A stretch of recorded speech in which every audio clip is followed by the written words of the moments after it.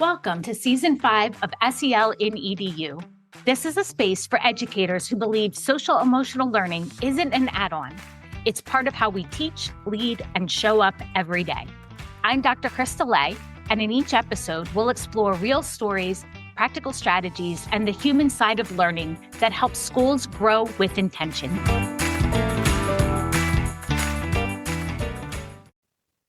What if the real problem in education isn't effort, but clarity? In this episode, I sit down with clarity-obsessed speaker, author, and consultant Casey Watts to explore why so many initiatives stall. Not because people don't care, but because they don't have full, shared understanding of where they're headed or what role they play in getting there.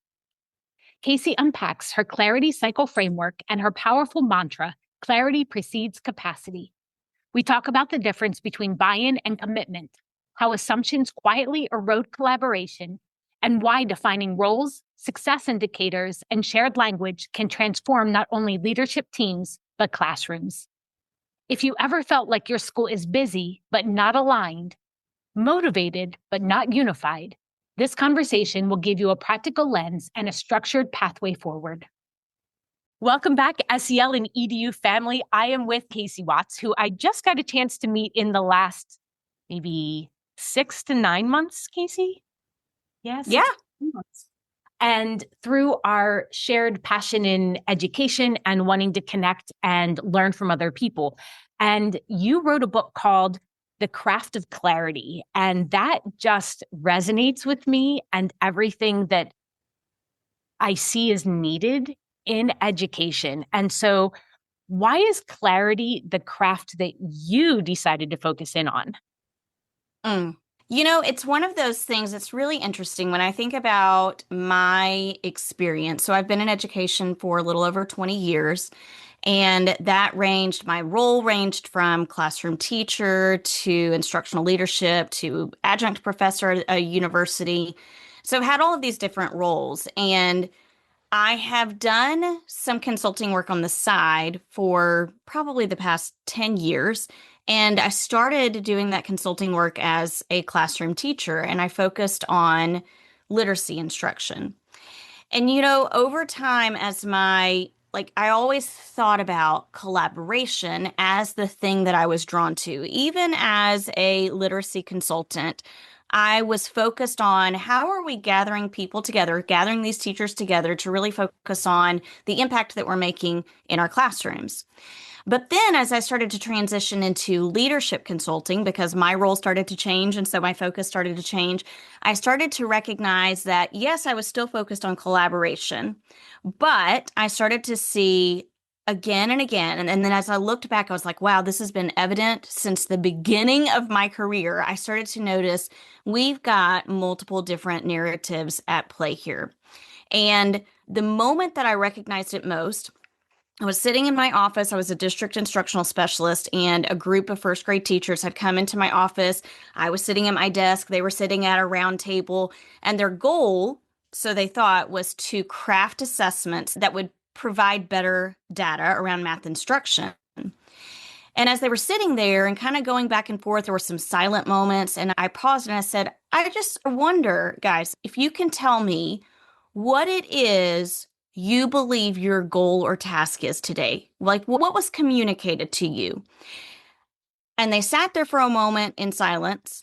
And then one of them said, honestly, Casey, we never know what's going on. Like, we don't really know. We don't know what's expected of us. We were told we needed to create assessments. We weren't told exactly why we needed to do this, what it should look like, what's expected of us in the future. And we're afraid that we're going to spend all of this time doing this. We're going to go back to our campus and be told that that's not what they were thinking, or that's not what they had intended. And I knew on the back end what the administrators were actually expecting. And I knew what their goal was, but I was like, wow, we've got two different narratives at play, because leaders are thinking, well, we've communicated it. We've told them what the expectations are or what our initiatives are, but they're still not buying in, or they're still not getting on board. And it was just that moment where I was like, clarity. That's why we are unable to authentically collaborate because there is a massive lack of clarity. So that's kind of where it all started. And so while I've been focused on collaboration a lot over the last 15 years, probably, I just started to recognize there's a through line of clarity here. And I want to point out that there are two definitions that I lean into when I'm looking at clarity. I'm going to refer to Merriam-Webster's dictionary definitions. The first is what we're most accustomed to, and that is the quality of being easily understood. Super simple. But the kind of clarity that I coach people to work toward is the second definition.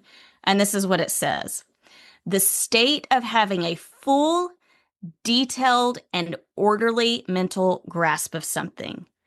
Those two definitions are similar, but the second is so much more intense and intentional, and the one that I think, especially in education, we need to be working toward because we do have so many different narratives and perspectives. We can't assume that we're all on the same page. To answer your question, in a nutshell, that's the journey that I've gone through to focus on this. So I'm going to ask you a favor. Could you go back and reshare those two different definitions again? Because if I were listening in a car, I'd be like, rewind, let me go back. And so I want to hear them again so they can resonate with me, if you don't mind. First definition: the quality of being easily understood. And I think about that one as we're just communicating verbally. We want to be understood. But then the second one, the state of having a full, detailed, and orderly mental grasp of something. I understand it fully. I can grasp it. And because of that, I can own it. To me, it sounds similar to when people compare, are you listening to me and are you hearing me? There's a distinction there. And it's that full grasp of we're on the same page, we're connected with each other, and that strong connection. We're connected, and so we can move forward in that collaboration. I love how you mentioned that. And that's a great way to think about it, too. I've been reading a lot about the neuroscience behind all of this and mirroring, like mirror neuroning. And it's just so fascinating to think about how the role of clarity is so crucial, especially in education, because we are there to impact students' lives and impact their learning. And we hear so much about teacher clarity, but we don't hear as much about leader clarity. And that's what I want to aim to focus on. You brought up a point that I can really connect with when you said about being an instructional coach and that in between. And that was one of the roles that I had too, where I could grasp what the admin wanted because I had spent the amount of time hearing those conversations. But when it gets translated in an email or in a quick meeting to the rest of the staff, some pieces were lost. And it could have been in the way it was communicated. It could have been the time. It could have been what was in the teacher's headspace at that moment. And so it was filling in the potential gaps. And full disclosure, part of me reaching out here too is like, this is so important. And we need clarity in SEL. But it's also having me think about instructional pieces and curriculum design. I did some online work with a school district Friday where the teachers were in breakout rooms to look at deconstructing standards.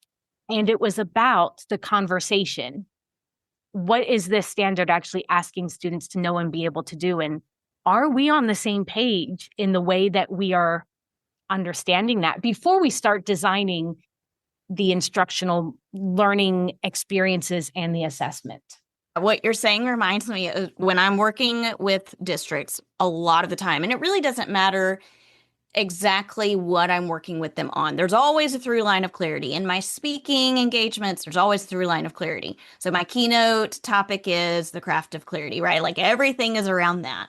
And I've got a training titled Better Data Meetings tomorrow. And of course, there's always a through line of clarity. And one of the things that we talk about is the jargon that we make assumptions that people have a similar understanding around. SEL is one of those terms that we assume people have an accurate understanding, but then also a common understanding. One of the stories that I come to often when thinking about just common language in our schools, I was working with a school in Los Angeles last year, I think. And one of the things that we focused on was high quality tier one instruction. So I was visiting with a leader in preparation for this, and I said, before I come out there, I want to have a quick Zoom meeting just to make sure that we have at least a baseline of understanding, a common foundation about tier one instruction. So I get on the Zoom call, I meet with the elementary campus first and their teachers, and I said, okay, let's talk about your common definition for tier one instruction. What do we mean by tier one? And it was crickets for a little bit, like people were hesitant to answer the question. But then a few people said, well, I think it's this. But it was just so interesting. We hear that term all the time. It's everywhere. And yet people are hesitant to answer because maybe I haven't really dug into this. I just keep hearing it. And so I assume that this is what it means. So they had a relatively accurate understanding of tier one instruction. But then I met with middle school, and the middle school teachers again asked the same question. It was that kind of awkward silence for a moment. And then one of the math teachers popped up and he said, well, I'm pretty sure tier one is like your most struggling students. Like they're probably needing some special education support. And I was like, wow, nope. I'm so glad that I had this conversation with them because we didn't have, number one, an accurate understanding. We definitely, because of that, didn't have a common understanding. That's one of those things that I think we make assumptions about what people do or do not know, especially when it comes to just our basic things that we talk about in education on a day-to-day basis. Yes. And in my experience, it's that difference between even tier one and tier two. So when I'm doing SEL integration work, to me, that is tier one. What skills do all students need to grow in and develop? And it's ongoing, right? So it's not, as a almost 49-year-old, I still am growing in these skills. But that tier two might just be one or two students who need extra support. And so when I'm asking about tier one or like SEL, they're like, why have this one kid? I'm like, oh, that's tier two. That doesn't mean we don't support them, but how we support them is going to look different. Yeah. So, Yep. 100%. I think that's brilliant that you had the foresight to ask that. And I think it's a result of your clarity expertise to set that. Let's have a shared understanding of this language. Yeah. And it's so funny to just when you start thinking about things, I mean, it's just interesting how the brain works. But when you start recognizing patterns, you start to develop habits where you can implement those patterns with intentionality. So, for example, because of that experience that I had, I was like, whoa, what are other terms that maybe we think we know that are just so simple that we don't? So now when I'm doing any kind of workshop or training, I'm thinking about the clarity around any kind of term. So an example would be just taking people through a training on high quality tier one instruction. If we got to maybe the term differentiation, I don't need to spend a long period of time talking about the definition behind that, but I can pause and say, okay, before we move on, I just want to make sure that we all have a common understanding of the term differentiation. This is what I mean. Is my understanding accurate, or do you have a different understanding of this term? Bada bing, bada boom, we're moving on, but now we have a collective understanding. So I think it's as simple as that. This is making my SEL heart very happy because one of the pieces that I believe so strongly in is that when we're looking at these particular skills, we're co-creating them with the students. So it's not me going in and saying, this is what self-discipline looks like, and this is what you need to do. It's, I have an idea of what this is. What do you think it is? And now let's think that we're 30 of us in a classroom with a goal of learning. What could this look like for us? And you work with the admin and the staff on that co-creation in the work that you're doing.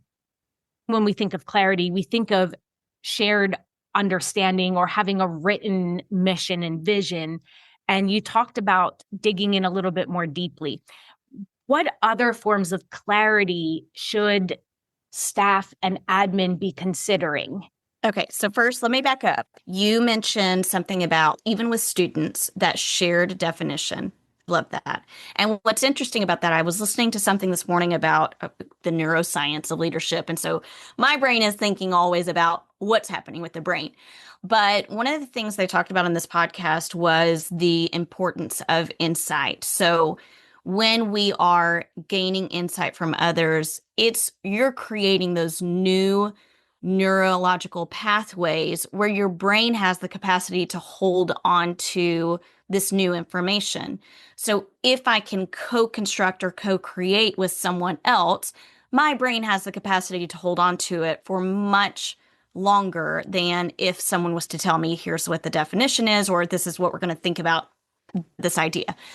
So that kind of leads to the next piece of this idea of clarity between the adults on our campuses. So what I usually do is take people through the clarity cycle framework.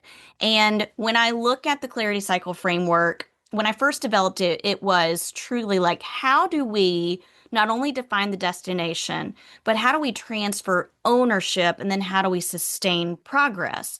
Because that's what we're missing is we have leaders defining destination again and again and again, but then they're getting frustrated and burned out because they're not seeing the transfer of ownership. Well, there's a really crucial piece there in this clarity cycle framework that's going to help us to transfer ownership, and that is gaining insight from stakeholders. So if I define the destination, it's okay. You are the leader of your campus, your district, your department. You have to be responsible for defining a destination. People have to know exactly where they're headed, right? And they have to know, like, why are they a part of this? What's the bigger purpose? You're responsible for that as a leader. But then you're also responsible for gaining insight from your stakeholders. So when I go through the first few steps of defining the destination, I'm going to go to my people and say, here's what we believe needs to be an area of focus. Here are a couple of goals that we believe we want to work toward. We want to know what's on your mind about that. Because it could be that your area of focus might stay the same, but your goals could change because of the insight that you're gaining from your people. And if they know that you're gaining insight from them because you want to make sure your goals are right, and you're going to use that to develop next steps toward reaching the goals, then they are going to better be able to commit to the broader, bigger purpose. And that's really what we want anyways. We want people to commit. If we can get past this idea of buy-in and we can get more towards commitment, then people are going to have the capacity and the willingness and the joy to show up and work towards it, even when it gets hard. Yeah. So in my brain, I'm so excited about this. Like, part of what makes it hard for me on a podcast is I'm hearing, and I have so many like thoughts come out all at once. And I'm like, okay, which way do we go? I love that you don't ascribe to this buy-in. That's also a term I walked away from because it feels false. And when we say buy-in, I think it automatically negates that somebody is providing their insights and their experiences to create that journey. It's, this is my way, and I might be asking you, but I'm not really doing that. And so just where I'm going with this in a moment is to your tagline, because I think this relates to your tagline and I'm seeing you smile. And I think that needs to be you to be able to share that, not me. And I think that as a leader, what that takes is a sense of humility to say, I don't have all the answers. I have ideas. And together, we're going to create this journey. So let's link it back to people working on common assessments or unwrapping standards. That is the what are we teaching? Like, the teachers are coming up with, here's the foundation, here's the goal, but then the teachers in their own individual classrooms get to decide on how they're teaching it because their students are different in front of them. And we're creating this consensus while still giving autonomy I was going to ask you about how clarity is connected to or aligned with agency. So I'll let you pick on where you want to go because we've talked about moving away from buy-in and how does this also provide people the joy and the desire to want to be a part of the system. Mm, okay. I think they go hand in hand, actually. Ooh. So I have the Better Data meetings tomorrow. It started out as a course and then it just kind of transitioned into you cannot understand all that there is to understand and practice with just a course. And I'm a firm believer in person, we're getting down to the nitty gritty and having the deep conversations. But in the course, one of the things that I talk about is moving from urgency to agency.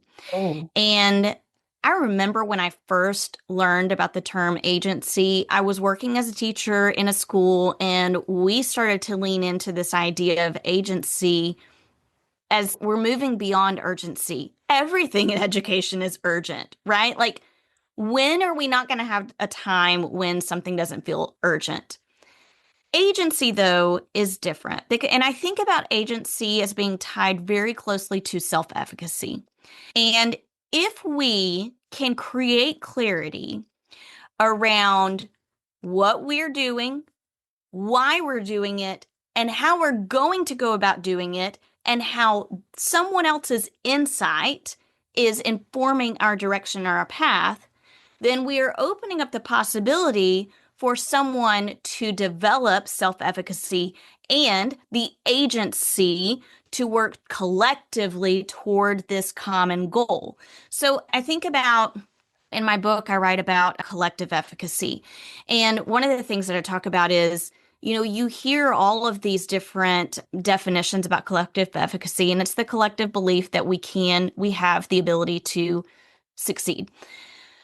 But I think about collective efficacy as it ties to agency and self efficacy, as we believe we can and will, even when it gets tough or even when we have questions about it. If someone has developed this sense of agency, they're not showing up day in and day out because they have to. They're showing up because they want to. And they're showing up because there's a problem to solve. And this is the kicker, they see how they are an essential part of the solution. We have to help people to understand how they are an essential part of our organization because it makes it worth showing up. Even when things get hard, it just leads me to oh, thinking about joy. Like, joy and agency, I think, go together. I think about this, a sense of joy. People experience joy even when things are hard. I can still have joy in moments of distress. Like, it is a way of being. If I can help people develop this sense of agency versus urgency, they're going to have joy in the work that they do, even when it's hard. And sometimes more joy when it's challenging. I'm going to move us just for a moment to a student level. And after COVID, I worked primarily with secondary educators, and I heard our students don't know how to manage their stress. They need help with that. What I keep hearing is they need work on self-discipline and self-motivation. And just like you made all those connections, I don't believe our students are not motivated. I believe it is connected to them knowing what strengths they bring and being able to leverage that. I think it's related to them having agency in the work instead of being told, here's what you're doing, getting a chance to become a part of it. Yeah. And I so love your work because you're modeling that for the leaders, the admin, and the teachers. And my hope is that this will translate down into the classroom between the teachers and the students, because the students from my end are not always motivated because they don't have a say. Their voices are not heard, they don't have choices, and they're not seeing how things are relevant to them. It's interesting that you mentioned that. One of the things that we do with this clarity cycle framework. So, first of all, I will only work with an instructional leadership team. I will no longer. I used to take just individuals through the Clarity Cycle framework, but it is meant to be done collaboratively. I believe the team is crucial. But one of the things that we start with that area of focus. And so these leadership teams will come with all of this like qualitative and quantitative data to decide what do we believe needs to be an area of focus, such that if we focused on this one thing, it would impact all of these other things that we need to focus on. One of the things that they often talk about is behavior. Well, when we start to dig a little bit deeper, we analyze that area of focus and we're like, okay, so you want to focus on behavior, but now let's analyze it. We go through a whole root cause analysis protocol. And what we end up finding is what's within our control is making our instruction relevant and engaging and inviting students into the process. So it's just fascinating that we see it, you and I see it, and I'm sure the people listening to this podcast, they see that if we're going to get students to have that same kind of agency, they have to feel as though they belong to this, not as though they're this outsider, and I think so often they just feel like an outsider looking in as things that are being done to them and not with them. And then to kind of see on the flip side, our leaders are recognizing that students are disengaged and believe that they're not motivated. But when we really dig deeper, it's a different issue altogether. And so then we're able to go through the rest of the Clarity Cycle framework and try to decide if we know this is the problem and this is what's within our control, then what are our steps to improve that? You just led me right into one of the next questions I wanted to ask is that sometimes I start off with educators, what is your greatest hope for your students? Or for admin, what is your greatest hope for your staff? And are our actions aligned with getting us to that hope, that goal? And in our experiences, a number of years ago, my good friend, Dr. Linda Meger, and I started digging into how do we create SEL implementation, which to me is SEL across an organization. So there's some consistency and alignment, not that everything needs to be exactly the same. And then to me, integration is what's happening within a building. And in her research, we found there were 3 different factors that were needed. There's a cultural factor, and then a structural factor, and then behavioral. And in the cultural is the clarity pieces that you talk about. The shared language. Is there insight from all of the different groups of people? And do people know where we're going, but then do they know what their roles and responsibilities are to become part of this? And you're smiling. So can you talk more about that roles and responsibilities as it relates to your work and your book? Okay, so that's where, we've talked a little bit about the first part of the Clarity Cycle framework. And I've told you we're defining the destination, but then we have to transfer ownership. And so when we define the destination, we're determining area focus, then we're analyzing that to decide what are the primary goals, and then we gain insight from our people.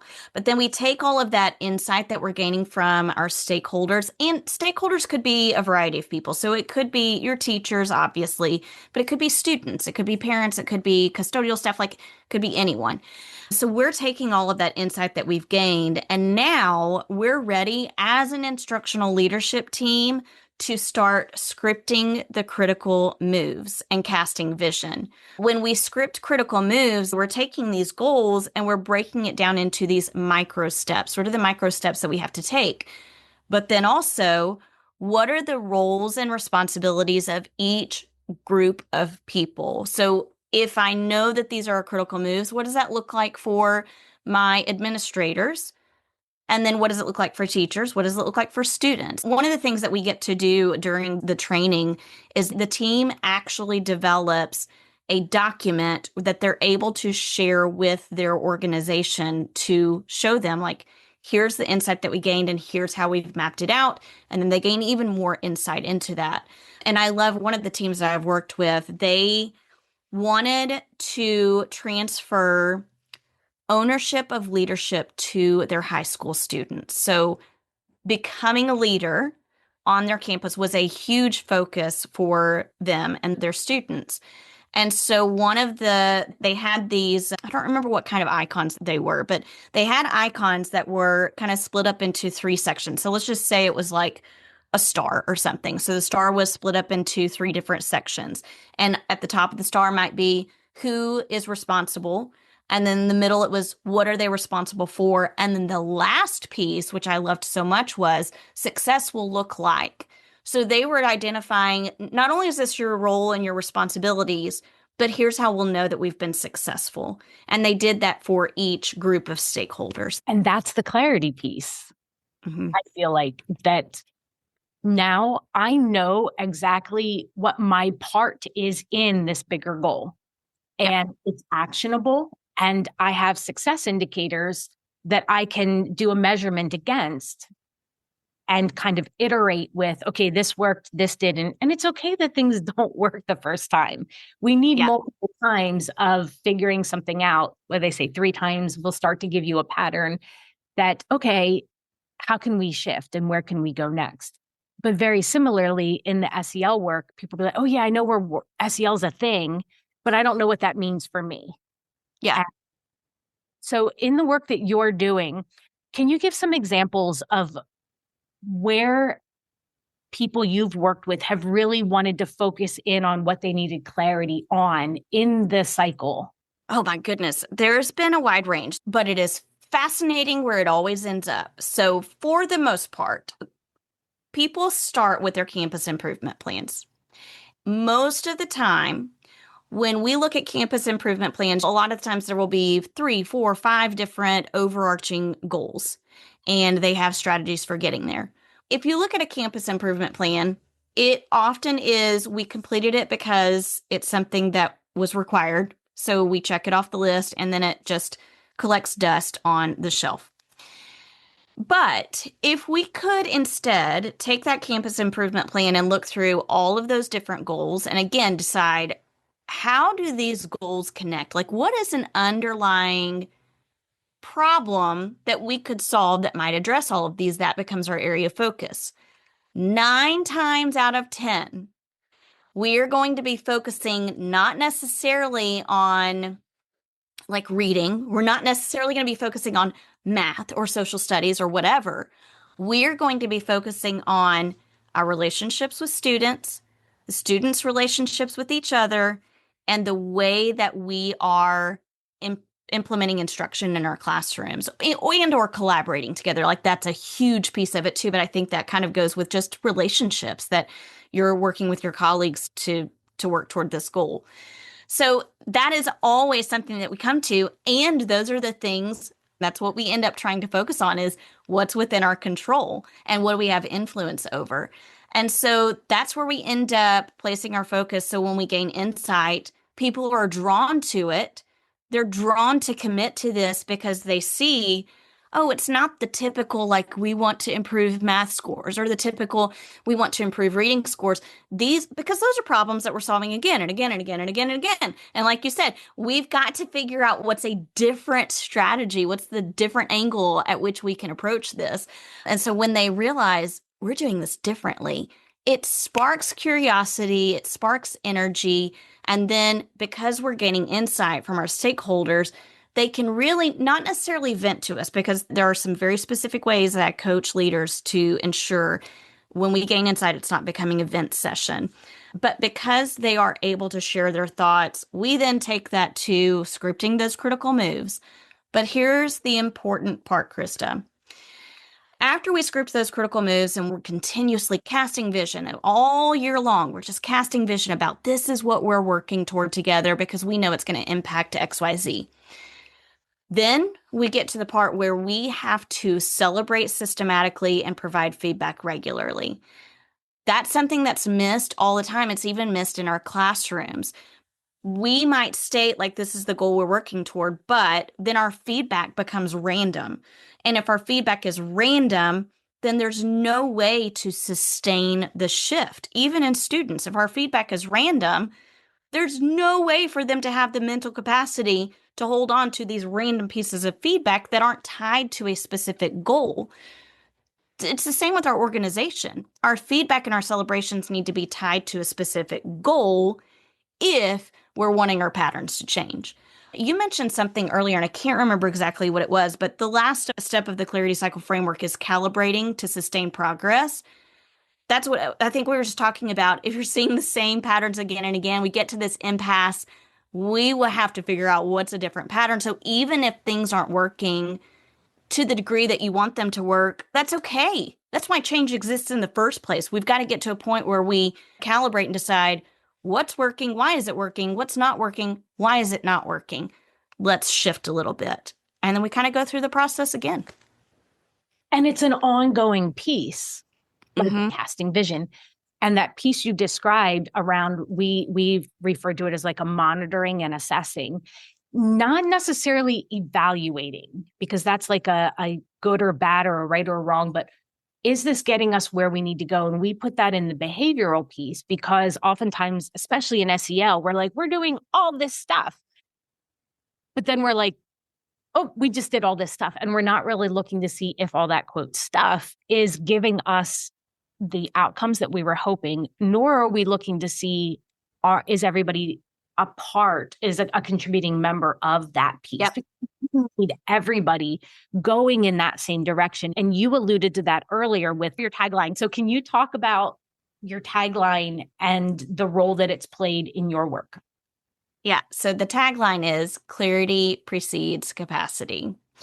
And I decided to trademark that about a year ago. And it is the tagline that came up again and again and again because I kept thinking, like, why clarity? What is it that clarity is doing? And then I realized I had a colleague who said one time, she said something to the effect of competence precedes confidence. And when I heard that, I was like, yeah, but what is it that allows us to be competent? Like we have to build our capacity. And then it was clarity precedes capacity. When I thought about that, I was like, oh, that's it. That is what we are lacking. That's why when I sat in that meeting with that first grade group of teachers, they felt so defeated. They did not have the capacity to build assessments that accomplished the goal that the administrators wanted them to accomplish because they didn't have clarity. But as soon, it's so fascinating when you're listening, and I know you've heard this before, when you're listening to people, like, let's just assume, Krista, you are working with a school, you're doing consulting with them. I'm certain at some point you've heard someone say, maybe you get to the end of a session, you're like, what's resonated with you? How are you feeling now? Someone's going to say, I feel like I have clarity now. Or I needed clarity and this helped me to get it. But you hear it in conversation. But I don't think people necessarily think about a system for either gaining clarity for themselves, and they definitely don't think about a system for creating clarity for other people. But clarity is what's going to allow people to build capacity to commit to something. I appreciate what you just said there, to commit to something, because while you were reminding me of that group of teachers who were sitting at the table, the willingness was there. They showed up. And sometimes I think there's a narrative that teachers are burnt out, they don't want to do it. And I don't find that to be the case. I still find that teachers are invested, they're willing. It's the constant shifts and redirections, and not redirection towards the same vision, but different visions and different, Yep. that's what I mean by directions. But the willingness is there. And so if they have that clarity first and they're a part Mhm. of creating that, that could be that huge shift that we need just in education in general. Yes, absolutely. And, you talk about retaining your people and hiring great people. You create clarity first. That's got to come first because it's going to help people to understand what it is we're committing to. One of the schools that I work with, the same Los Angeles school, I've loved working with them and I've worked with them for a few years now, but they started with Clarity Cycle Framework. And it's so fascinating to watch this leader. She's gone through the full Clarity Cycle Framework. And then last year, she was like, okay, and now we continue. So we've gone through a year of focusing on this.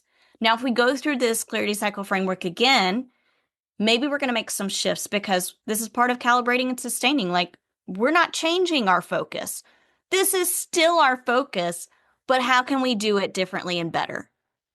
And I feel that when we look at how are we relating with students, how are students relating with each other, and how are we providing engaging tier one high quality instruction that is relevant, that if that's our clarity, part of that might be how it relates to reading Yeah. and how it relates to math, but the reading, the math, the test scores don't become the thing.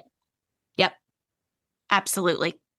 I think that's probably one of my favorite things about going through this work with people is thinking about what their first focus is and then realizing after we analyze it, they're like, wait a minute, maybe that's not our focus after all. And I love that so much because it's kind of like, I don't know if you're familiar with Michael Bungay Sr.'s work, but he has the 7 essential questions. And so when he's coaching, he starts with what's on your mind. And then he gets to, and what else? Because typically the first thing someone says it's on their mind is not really what's on their mind. There's always something deeper going on.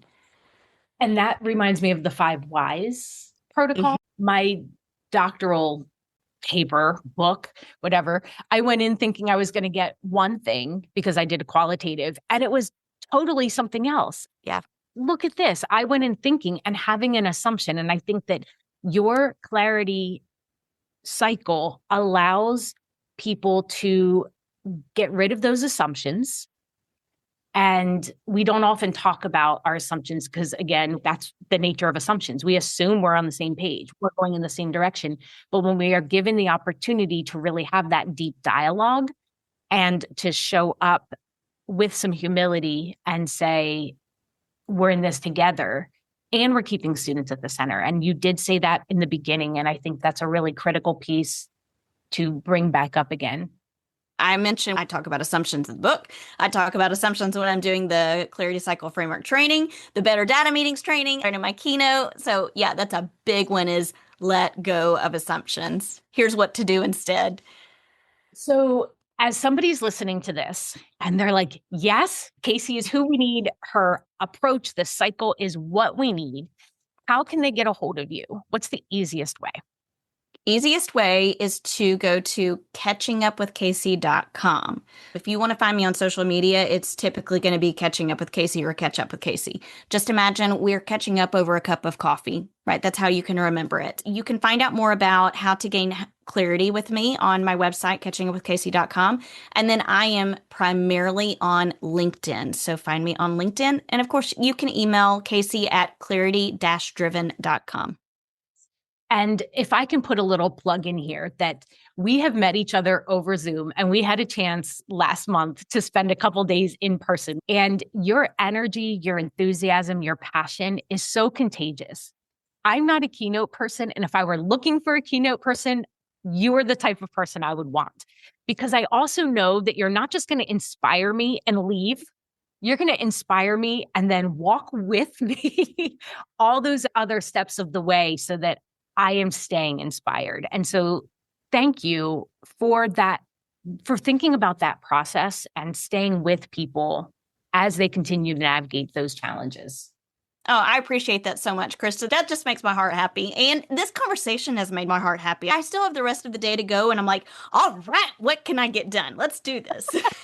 Well, and full disclosure here too, I'm thinking, okay, so I have these 3 factors and I walk people through these different steps with roles and responsibilities, but it can be tighter. It can be better. And I have your book. I downloaded the version I can keep on my computer. So you are going to be helping me refine and deepen my work. And so full disclosure too, I'm giving you full credit on that when I'm talking with people. Go for it. But you're providing people with the bigger picture that this applies no matter what they're looking for, just clarity in general. And I think that has really broad appeal. So those of you listening, please reach out to Casey. Check her out on LinkedIn. I know you do your own live conversations with people to dig more into this. Get the book. And if you're looking for ways to have a partner with you as you're working in leadership and reaching students, Casey is the person to contact. So thank you, Kate, for your time and sharing with us. And I hope we'll get to see you back on another episode as you can continue to evolve your work and share more pointers and tips on how we can navigate forward in education. Yeah. Thanks for having me, Krista. This has been so much fun. Thank you.